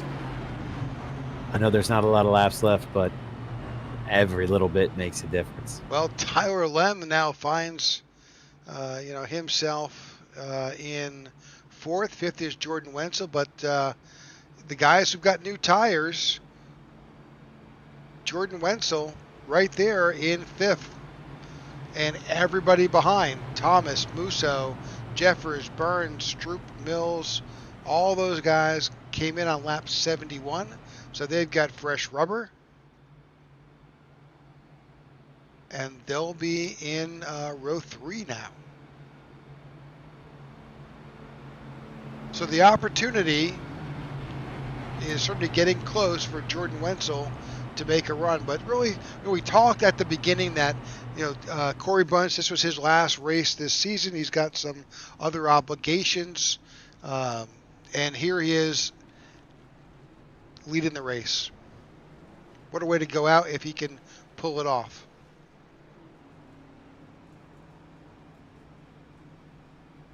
We talked about what must be going through the head of Corey Bunch on the last restart. I mean, whatever was going through his head then, it must be 10 times louder now. I think he's a pretty cool cat. We'll see if I'm sure he can figure this out, but he may be electing, I think he is, he elected to take the outside line. I'm sure of it that Ty Bostic is just as hungry as ever. I mean, he really, on the inside row here, he has a shot to win with 3 to go, and he wants to be comfortable. He wants that win. But it's a really hungry field up here. You have a lot of guys you haven't seen a lot up front. Whitehead, Lem, Wenzel, especially Scott Thomas, all of them eyeing a really good finishing position tonight, and they are all in view of clean air in front of them. We'll see who wants it the most. All right, it'll be 3 laps to go when we take the green flag. Drivers are right now, the field is kind of spread out as a number of drivers who elected to make repairs are trying to play catch up to the field, but they're right down the middle of the backstretch.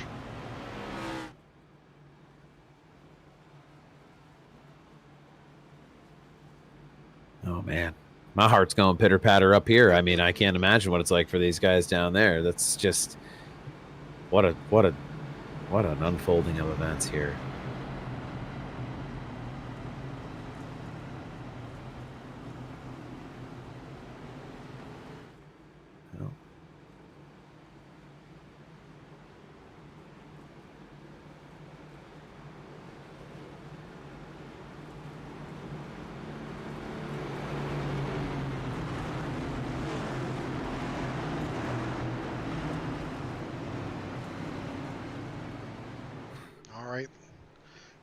Here we go, guys. Yeah, pace car coming off turn 4. We'll get ready to veer off here, and we will get back underway. Corey Bunch and Ty Bostic will lead the field to green. And Corey Bunch gets a big jump as Whitehead pushes Bostic a little bit on the bottom line, but not quite enough as Corey Bunch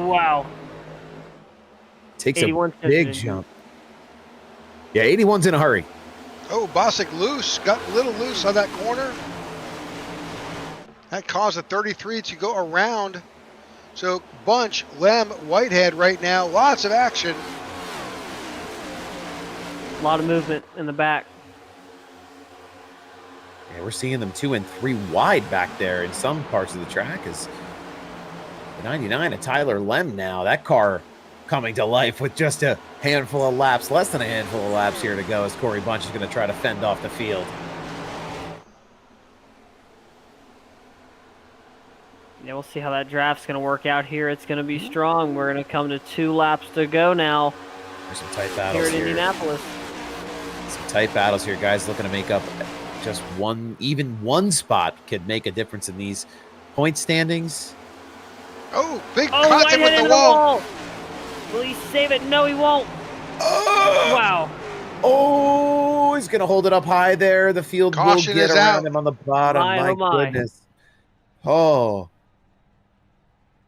Well, you never want to see drivers wreck, but good on him for holding the brake down and making sure he didn't come back across the track there. He was weeble wobbling all over the place. Quite the case of the back and forths after he just tags that wall.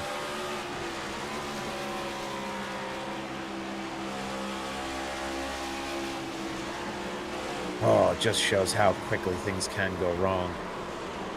For that 33, Lucas Whitehead avoids. Wow. Good on the field, too, avoiding him. I mean, that's a broadside car in the middle of Indianapolis Motor Speedway. All right, so we're going to rack and stack these guys one more time.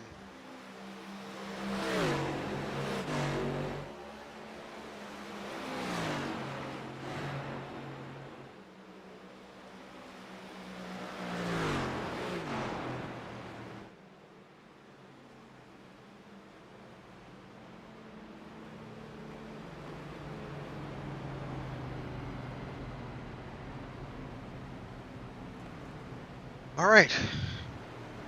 Well, guys, it certainly has proven to be quite the exciting race tonight for sure. I think that's an understatement. So on this restart, you've got Corey Bunch. We'll see where Corey decides where he elects to choose his position. Outside played well for him last time. Tyra Lem will be right there in the front row. Then Bostic again with Jordan Wenzel has moved up to row 2. Oh, man. Every restart, the tires on that 77 car just get a little bit more cheese grated up. And that 99 of Tyler Lem, I don't know when he came back down to pit. What was the lap he last pit on, but lap 57. He had so he's really the top 3 guys pitted lap 58, 57, and 53. Bostic pitted on lap 53. So, everybody behind, including Jordan Wenzel, pitted on lap 71. Yeah, got those freshies on it. It's going to be a heck of a deal here. If they keep it green here, I don't want to put the whammy on us, but 3 laps, it's going to be quite the exciting time here. If you're tuning in, make sure you're glued to the screen. Well, this is, as we've talked about at the beginning of the race, this is a green-white checker. The green flag will drop. Next time by, the lead driver will take the white flag, and no matter what happens, once that white flag comes out, we will continue and finish the race. If a caution comes out prior to the white flag flying, we will do this all over again.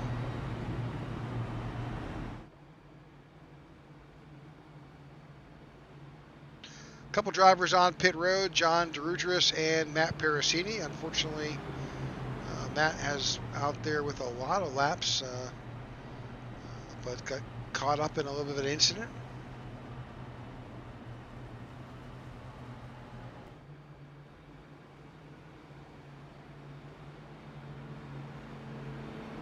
And good for Ty Bostic. He gets one more shot at trying to get that lead, but Tyler Lem, kind of out of nowhere.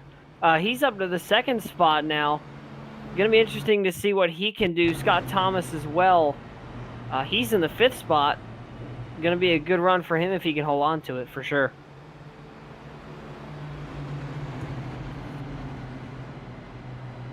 A lot of variables coming into play. Should expect to see the lights go off on our pace car this time by, as the field begins to form up. Looks like Corey Bunch is going to elect to take the inside this time. Yeah, Bunch on the inside. Looks like Lem elected to the outside with Wenzel there. That'll give Ty Bostic a chance to start on the bottom right behind the leader. That's going to be quite the 2 rows. Yeah, we can go on board with the 22 on this restart. That'll be the place to be, I think.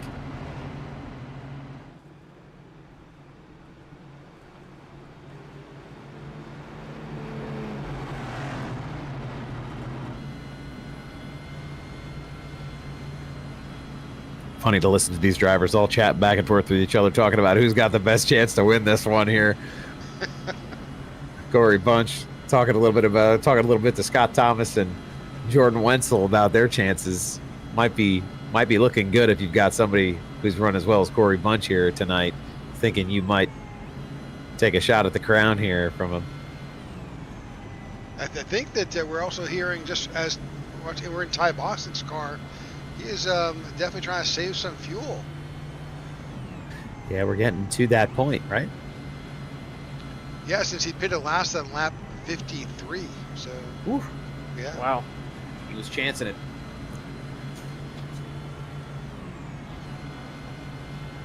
It'll be interesting to see if this is the last yellow flag we get here tonight, as the pace car leads them onto the front stretch here. Or onto, it's tough because there's so many front stretches. There's the front stretch, the rear stretch, the right stretch, the left stretch. It's such a unique track. You lose track of where you're at sometimes. There we go. Eventually, there we go. Now they're in turn 4. I promise, circles. I know that they're round. Just, We're on board with the 22, right behind the leader.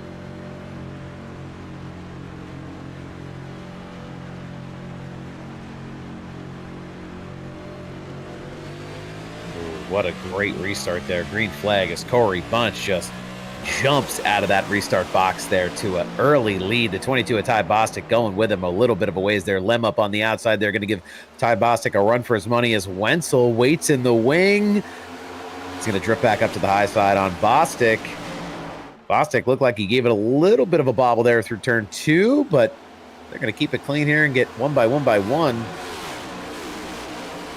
Yeah, I mean, besides Parasini, Bunch has been the best on restarts by far. Look at this battle for second going on here. Look at the 81 of Wenzel diving down the inside of Bostic. Looks like we had a car way high.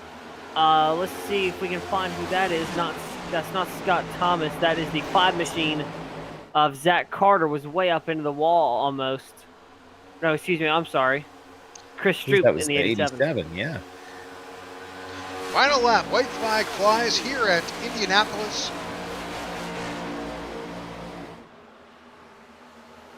You watch all the battles go on. And Corey Bunch is running away. The battle's for second. Oh, the 5 getting sideways there. Oh, no. Multiple cars up in the wall. We'll see if we will stay green. Looks like we will. Yeah, this is it. This is down to the last little bit here now. Corey Bunch out and away. This battle for second place is going to be the one to keep tabs on, as Lemon Wenzel. Wenzel looking to make the dive down through the corner. They're just a little bit better on entry. Oh, Henry, he looks like he's 4. Does he have gonna him? be close. Off turn 4. Corey Bunch big block. Wins it at the Brickyard. Tyler Lem second. Jordan Wenzel third. Ty Bostic in 4th. And the 55 of Vince Burns, good run for him. He will finish in the 5th spot. And what a race it was tonight. here at Indianapolis. Vince Burns up 21 spots. But what a run for Corey Bunch. This was one to see tonight, ladies and gentlemen. If you were tuned in on the IWM network, I mean, you got everything you ordered and then something for free, because this race just had it all. A lot of drivers want to be up there and giving the 77 a bunch. Of Corey Bunch, this is his last race, so a lot of tributes being paid to the 77 there with these drivers. What a way to go out. You know, a lot of these drivers have been in this series for multiple years. Corey Bunch is one. Highly respected driver. We've seen him win races, be successful. It'll be sad to see him not in our next race and finishing the season, but it is what it is. Well, if you're gonna retire and move on and from the league, there's no better way to finish your career in any league than to go out on top and make that run back. It was not an easy night for Corey Bunch, but once he got out to the front there, I don't think there was much denying him, as he's gonna get up here to the bricks.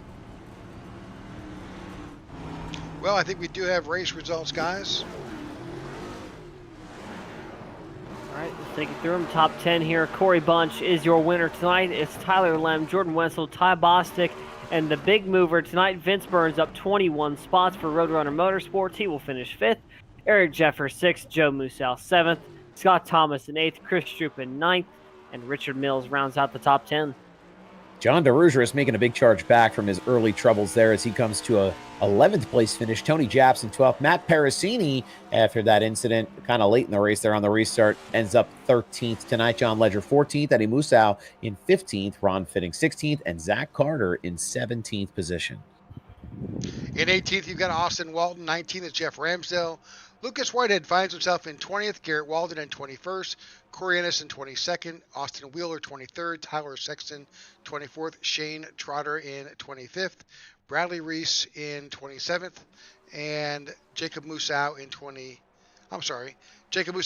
and Jordan Booth in 28th. Unfortunately, that first lap incident definitely impacted his success. But with that, we do have Jordan Wenzel waiting for us. Let's go ahead and move Jordan here into the broadcast booth. Oh. Jordan, welcome to the broadcast booth, man. Congratulations. We saw you pulling out all the stops trying to get up to the front. Yeah, it was a tough one. I don't think I had the speed for the win regardless. I tried to do something crazy and grab 4 tires and at the last caution there, but the air is just such king now with this new update that, I could get around some guys when they were wrecking, but when it came to running against Corey and Tyler, such similar pace to me that the air was the difference there, so I couldn't even catch. Well, it's good to show. We had a blast kind of watching you as your march up through the field. We saw that 2-tire stop, trying to see if that made a difference. Was the car, did it perform well with 2 versus 4? I honestly didn't feel a difference running 2 versus 4. I think the track was just so cold and the tires never really got heated up that it didn't matter that much as far as 2 versus 4.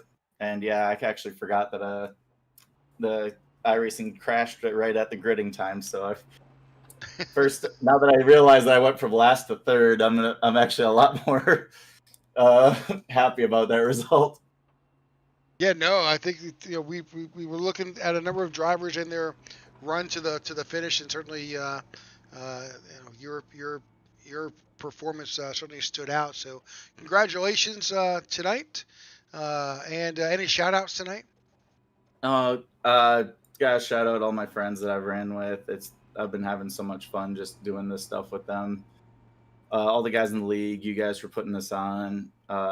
Just recently I got signed for a setup shop for precision setups. So those guys are cool, and it's just been a really good week for me. So, and I'm going to go to Indy this weekend and go watch this stuff in real life. So that's awesome. Once I get done here, I'm going to go to bed and start driving afterwards. Well, congratulations on your finish. enjoy the race over the weekend, and we'll see you next weekend in Iowa.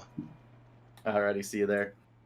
All right, with that, let's bring in our second place finisher. This is Tyler Lemp. Tyler, congratulations on the second place, man. It was close. Oh man, that was one hell of a ride from start to finish. I think I saw just about every car in the field. Great, certainly those last few laps and those those restarts were certainly precarious. What were going through your mind as you lined up for those restarts with Bunch? Basically just, wow, I wish I would have taken 4 tires on that green flag stop because I was hanging on for dear life at the end. Guys, any other thoughts to ask Tyler? I mean, you absolutely saw the entire field. What was it like making moves through the entire race tonight? I mean, you saw the bumper of just about everybody on your way there to that P2. Yeah, I told my team in our little group chat, I was like, man, I feel like Kyle Larson. This is awesome. Yeah, man, I'm blessed to get back to front. You know, me, Corey, Jordan, all the top 3. We did a lot of practice this week. We worked hard to show up and have a good performance here tonight, and I'm happy these boys are top 3, and I'm so happy for Mr. Corey Bunch. Absolutely. Awesome run for all you guys up here at the front. What a performance you all put on, but heck of a race. Thank you. All right, any shout-outs tonight? Shout out my family, shout out my friends. They watch every week. They're my biggest supporters. Can't wait to go call them and hear their jibes and jabs after this one about why I wasn't at the front more often. But hey, and shout out the bracket win. Let's go. Oh, yeah. Congratulations. All right. Well, with Thank that's Tyler Lemp finishing second here. Really, this is a bittersweet move here in the broadcast booth because this may be our last time to speak with Corey. But, Corey, congratulations on your win tonight. Oh, thank you guys, man. This is what a send off. Oh my gosh, I was. I don't think I've had a lot of people congratulate me up until this race here. This is gonna be a memorable one for sure. Corey, certainly not a quiet first place finish tonight. You get your 3rd win of the season and possibly your last race in the iNRS series. Winning a crown jewel in your final race, what does that mean to you and everybody at Full Throttle Motorsports? Oh, that's huge. It's just, we try to strive to be the best that we can be. And, some people would say that, if anyone's got a shot at winning these crown jewel races, it's Corey. But, I just never thought going into practice, I would never thought I had a shot to try to have a chance to at least be in the contention for this race here. And then once we started making our way through the field after get caught up in that first lap wreck, I was like, well, we'll just pit and then see if there's any damage. There's no damage, thankfully. And then I just marched on through the field, and quickly I just realized that, oh man, we got something. And then just made our way to the front. I think we finished 9th or so or in the stage, and then we went from there, just passing people at the right opportune time, and then had that knockout fest between me and Matt, which hated for Matt to hit the wall at the end on that one, but it would have been a fun race between us two. But it's crown jewel. I don't think I've got much of these wins in this series, but I'll definitely cherish this one for sure. There was a moment where you lined up 7th there, Corey, and on a restart.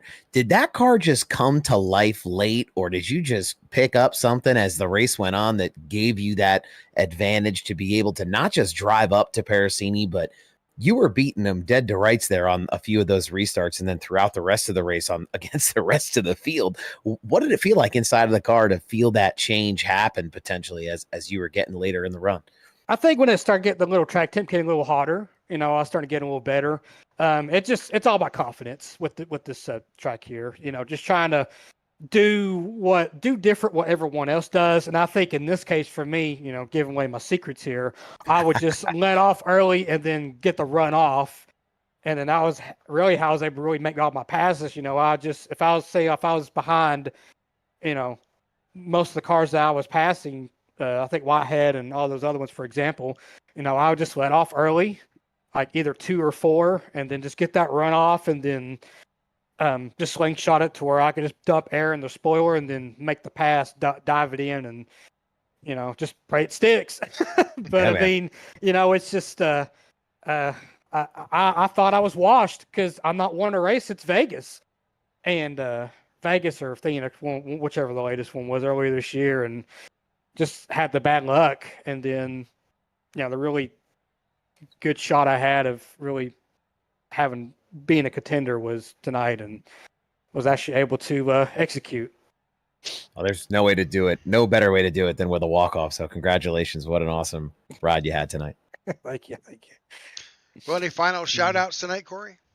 Well, for my final ones, first and foremost, I got to thank Full Throttle Motorsports, Eric and Whitley. I know Whitley called it quits last week. And I figured, well, I'm going to just try to, at least finish it and then say that this is going to be my last race. So I at least want to try to participate in it. And so I wanted to shout out to all them guys there, Tony, and, even though Travis Bennett, he's not part of the league anymore, even almost 2 years removed, I'll still give him a shout out as well. The 40XLI guys, Jordan Booth and Matt and Garrett, Mike Wheel, all them guys, especially with the 40XLI Driving Academy. I was originally supposed to have another certain sponsor, but after the whole fiasco at Nashville, that kind of got canceled out. So then I was like, well, I need a sponsor for the Dover and Indy, and Booth's like, hey, we got you. So he, Mike Will, painted this beautiful 40XLI Driving Academy Ford Mustang here. And I was just glad to even take his thing to victory lane. Also, I appreciate you guys for broadcasting the league all year long. I mean, it's been awesome to watch back at what you all do, and I appreciate y'all so much. And then last but not least, Josh and Scott, for the league itself. I mean, there's getting lots of tempers flaring and stuff, but for the most part, they make it fun and fair. And I hope they can continue to do that with the league going through the rest of this year, and then moving forward in the future. All right. Well, thank you, Corey. We've enjoyed watching your race and broadcasting your victory here tonight, and really watching you throughout the entire year. We wish you all the luck. Yeah, thank you. I appreciate it. I'm going home.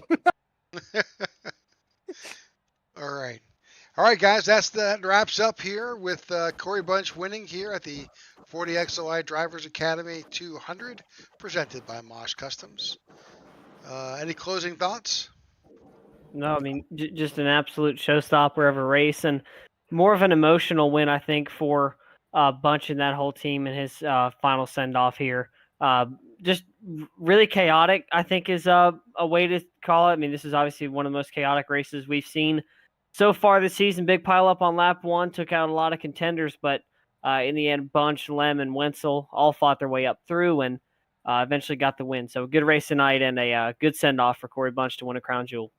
Yeah, absolutely. There's just, like I said, no better a way to send off if you're going to finish up and retire here than winning, especially at a crown jewel race. I mean, I hadn't seen Corey Bunch in quite a few weeks here, as I hadn't been in the booth, but familiar to me to see him in this position, and good to see him get this one in a race that, his team is part of the sponsorship group for.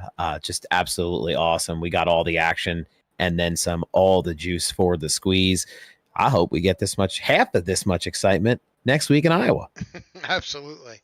All right. So from myself and Noah and Sal, we thank you for tuning in. Whether you've watched it live or you'll see it on replay here on the IWM Broadcast Network, we'll look forward to seeing you next week in Iowa next Thursday, and we'll hope to see you then. So thanks, folks, and have a great night. Good night.